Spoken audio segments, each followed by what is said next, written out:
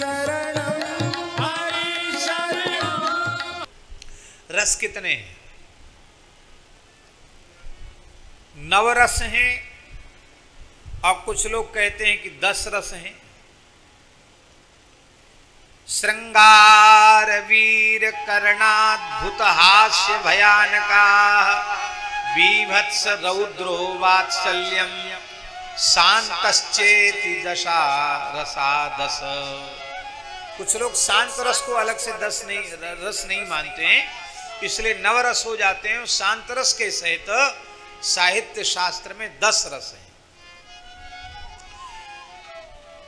श्रृंगार रस, वीर रस, करुण रस, अद्भुत रस, हास्य रस, भयानक रस, बीभत्स रस, रौद्र रस, वात्सल्य रस और शांत रस, ये 10 रस हैं।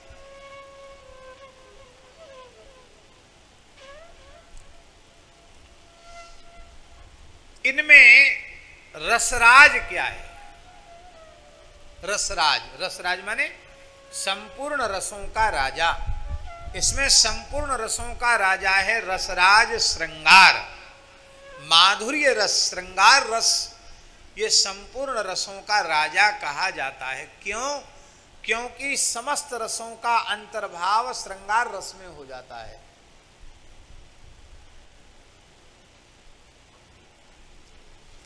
आप कहेंगे कि शांत रस कैसे श्रृंगार रस में आ जाएगा? शांत रस भी आ जाता है। वियुक्तावस्था में जब नायक और नायिका में निर्वेद होता है तो निर्वेद का शांत रस का जो स्थायी भाव है वो क्या है? निर्वेद ही तो है। शास्त्री जी, शांत रस का स्थायी भाव निर्वेद है, तो वहां श्रृंगार में भी शांत है और दास्य तो है ही है। साक्षात वृषभानु नंदिनी श्री राधा रानी रास पंचाध्यायी के प्रकरण में कह रही हैं, हानाथ रमण प्रेष्ठ क्वासी क्वासी महाभुज दास्यास्ते कृपणा यामे सखे दर्शे सन्निधि। स्वयं राधा रानी कह रही है। और ब्रज गोपियां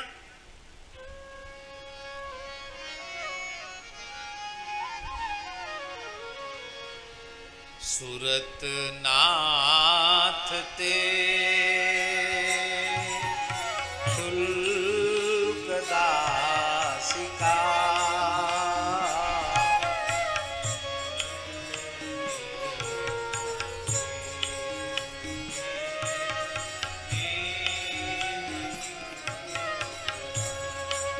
ते अशुल्क दासिका, हम आपकी बिना मोल की दासी। दास भी है और उत्कृष्ट कोटि का दास है। दास दासी की तो एक सीमा है, पर इस माधुरी रस में जो प्रतिष्ठित दास्य भाव है वहां तो अत्यंत एकांत में भी सेवा प्राप्त हो जाती है। दास भी है, सख्य भी है। और जब कांता अपने प्राण जीवन धन को सुंदर भोजन कराती है उस समय उसमें वात्सल्य का उदय हो जाता है। वात्सल्य भी, कांत रुग्ण हो जाता है तो उस समय भी उसके मन में वात्सल्य उत्पन्न हो जाता है।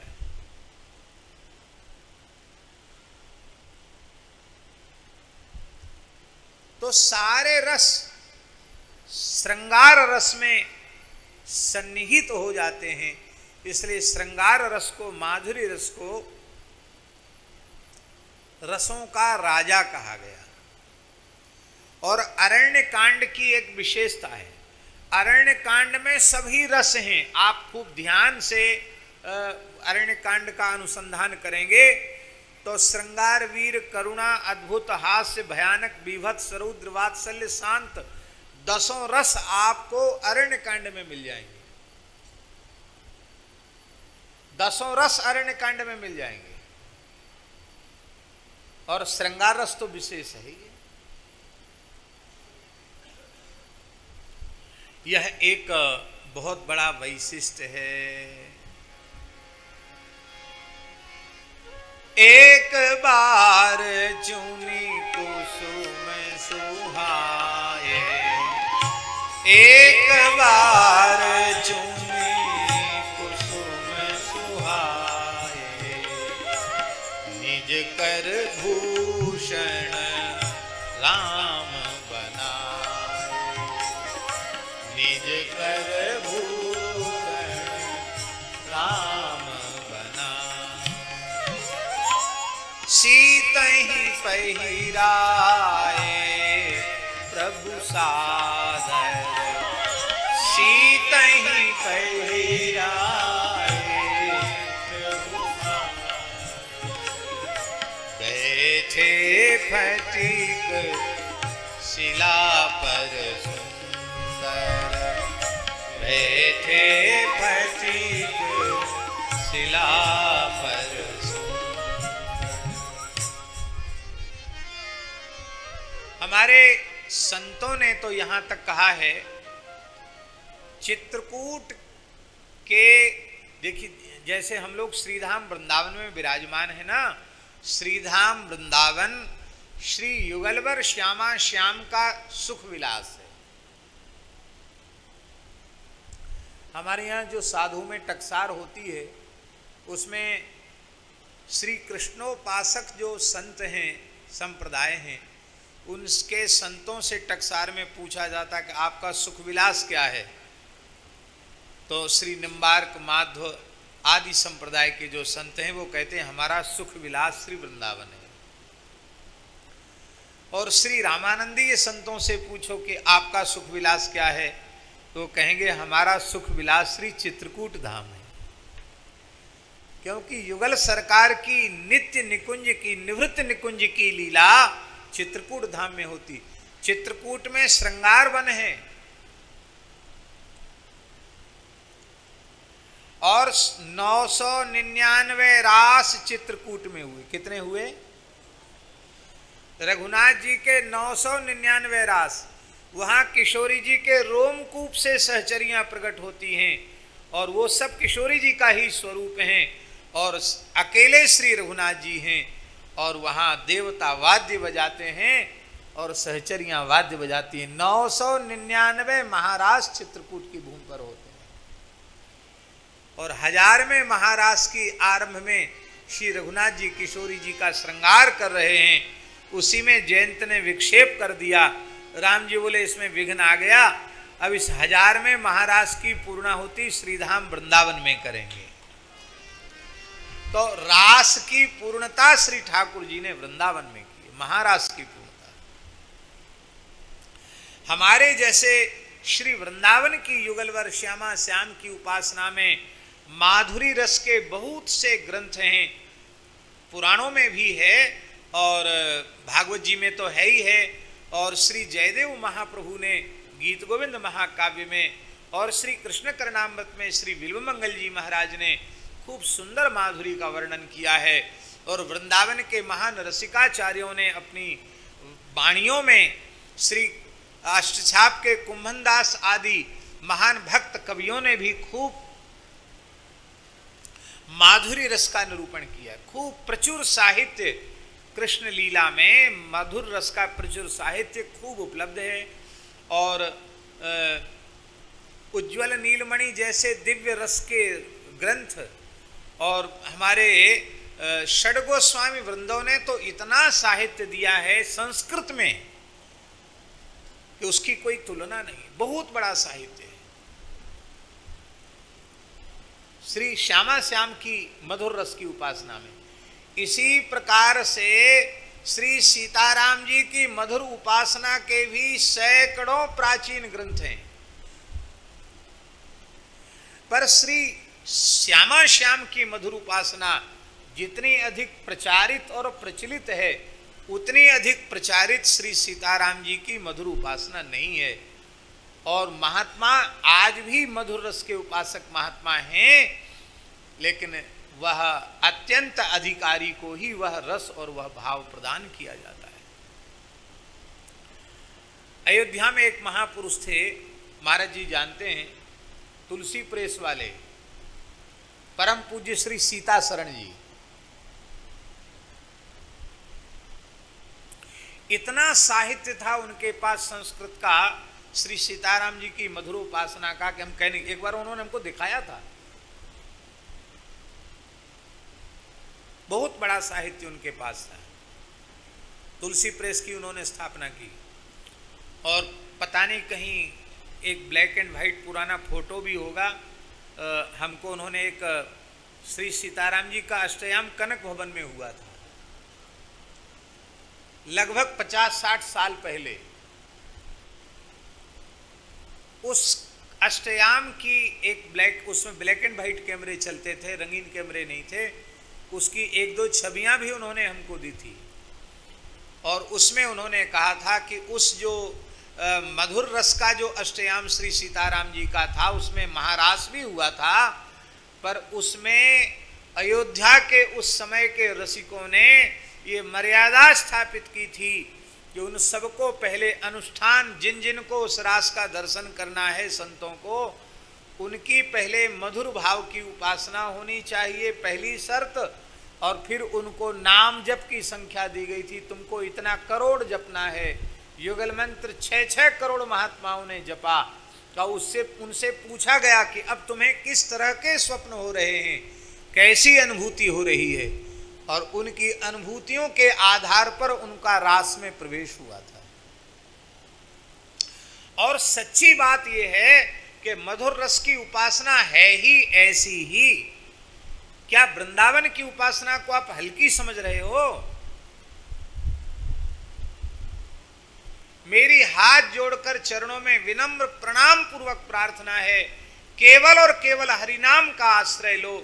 श्री महान पतित पावन सर्वसमर्थ श्री हरिनाम जब हृदय में प्रतिष्ठित हो जाएंगे और चित्त सर्वथा विकार शून्य हो जाएगा, तो श्री नाम महाराज की कृपा से ही रस और भाव प्रकट होगा।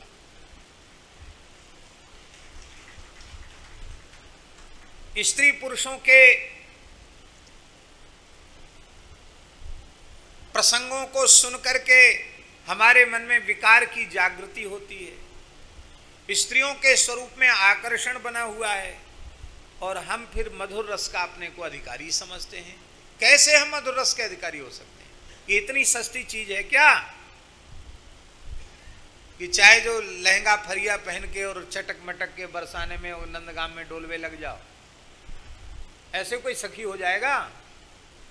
ललिता सखी उपासना ज्यों सिंगिनी को क्षीर, श्री भगवत रसिक जी महाराज कह रहे हैं, ये सखी सहचरी भाव मंजरी भाव की उपासना सिंघनी के दूध के जैसी। ललिता सखी उपासना ज्यों सिंघनी को क्षीर, ज्यों सिंघनी को क्षीर रहे कुंदन के बासन, ये स्वर्ण पात्र में ठहरेगा, कै बच्चा के पेट और घट करे विनाशन। या तो स्वर्ण पात्र में ठहरेगा या सिंघनी के सावक के पेट में पचेगा, दूसरी जगह पहुंचेगा तो विनाश कर देगा।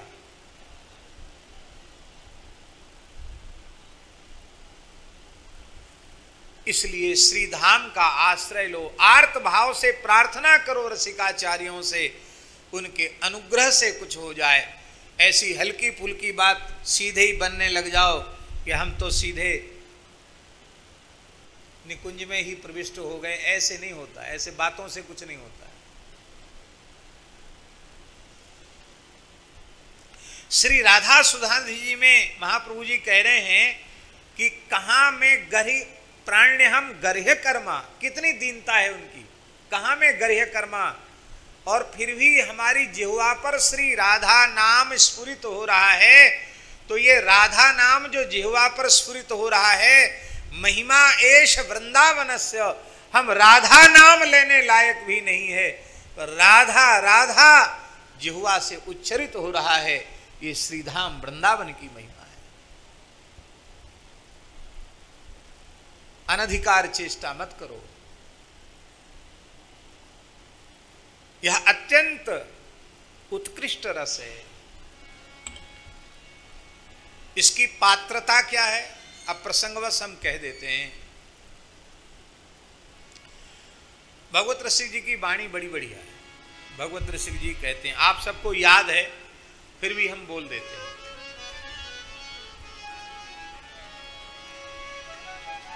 प्रथम सुने भागवत भक्त मुख भगवद वाणी। प्रथम सुने भागवत भक्त मुख भगवद वाणी। द्वितीय आराधे भक्ति व्यास नव भांति बखानी। द्वितीय आराधे भक्ति व्यास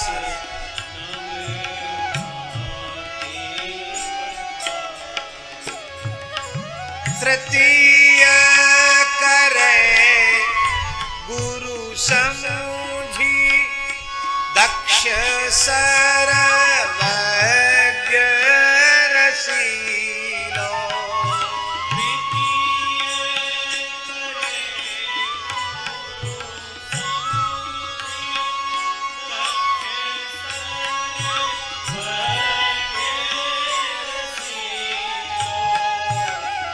पांचे हो चौथे हो ये विरक्त बसे बनराज रसीलो।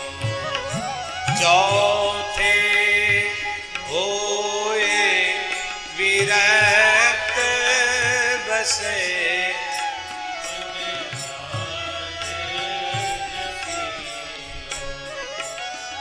पांचे भूले देह सुधी छठे भावना रास की।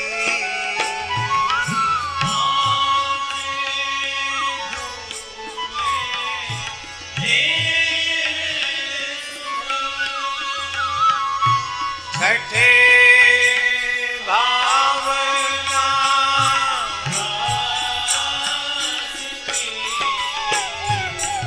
सातें आवे प्रीति रस श्री स्वामी हरिदास की। सातें पावे प्रीति रस श्री स्वामी हरिदास की। धन गुरु जिन हरि नाम सुनायो, मदन गोपाल